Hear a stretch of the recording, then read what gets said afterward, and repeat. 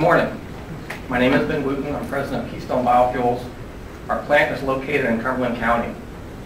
We produce 100% pure biodiesel from soybean oils and other organic and renewable material that are found or grown on the farm. In a region beset by air quality concerns driven largely by high volume of diesel trucks, our company can provide an instant and workable solution with a product that addresses three critical issues: environmental and health protection, energy independence, and economic value, all at once. Biodiesel is not an unproven technology, and Keystone BioFuels is not a pre-startup company. In fact, our company's been around for 4 years. Our firm and others like United Biodiesel in Pittsburgh have built facilities, established proven technologies, and can ship quality certified, commercially usable product. However, we are challenged with three unique challenges today. First is extreme fluctuations in the price of feedstocks due to speculators investing in the future expectations of a growth market. Second is distribution. Once I explain the benefits and the advantages of biodiesel to an individual, the number one question I receive is, where can I buy it? We need our product distributed on the fuel racks, at retail and commercial fueling stations in order to remain viable.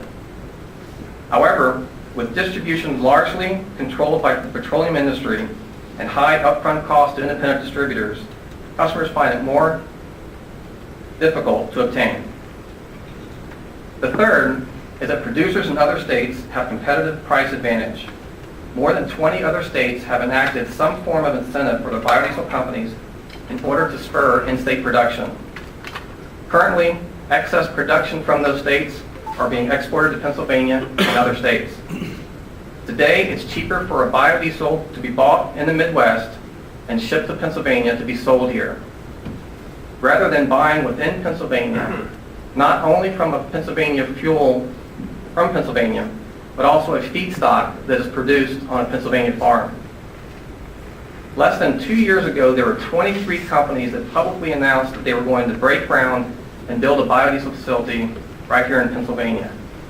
That would have produced over 400 million gallons per year. Only 3 were built. To say the clock is ticking is a misstatement. The clock has been ticking for over 18 months. And unfortunately, it has stopped for some producers here in the Commonwealth. My company alone has laid off 80% of its workforce in the past 12 months.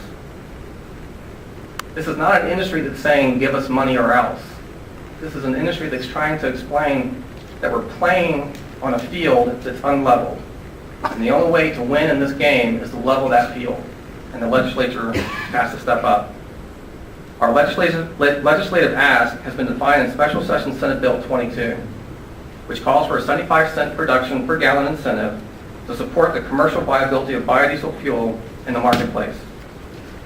This production incentive will help the industry back to its feet, which is currently dominated by producers outside of Pennsylvania. This dollar needs to be put in perspective. The ask represents less than 2% of the energy bill that's been sponsored by the House or the Senate. That's less than 2%. This legislation will not only bring Pennsylvania biodiesel back to an emerging industry, but more importantly, help it down a path to a stabilized industry. And that needs to be the overall focus of public policy. It will work for the environment, our energy independence, and our economy. Together we can make Pennsylvania a leader not only in alternative energy consumption, but more importantly in alternative energy production. I want to thank the Pennsylvania Farm Bureau for their overall support to our industry this past year. At this point, we would not have made it without them. I want to applaud Senator Brubaker and the Senate for passing Special Session Senate Bill 22. I want to applaud Representative Kessler for his enthusiasm and hard work in getting a similar bill sponsored in the House. I want to thank the administration for making alternative energy an issue to the forefront. It is our hope that we can continue to work in a bipartisan fashion to help our industry grow and also help the Pennsylvania farmer. Thank you.